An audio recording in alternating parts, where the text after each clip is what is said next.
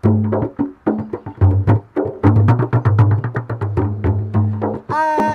di Qatar di semifinal babak. Timnas Indonesia kalah lawan Irak. Harus melawan Guinea ke Olimpiade hendak. Dukungan dari supporter di mana-mana hibah. Lalu tipe supporter timnas ulun tak pikir dalam otak.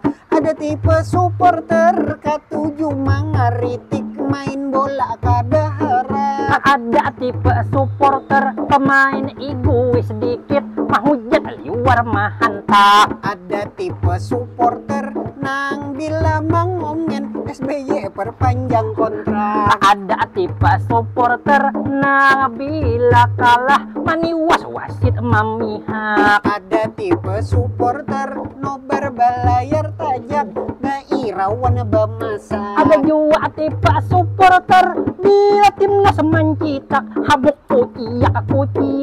Ada tipe supporter bulik kan nobar bahilim hanyar mendadak. Ada juga tipe supporter boleh ke dini hari sangit bini menyipak. Aku tipe supporter nang kaya pading sana. Ikam tipe supporter ini yang paling rusak. Bila timnas kalah tak jual kendaraan enak karena kalah taruhan skor gol luput mana bak. Ada tuah lalu seorang boy taruhan gitu.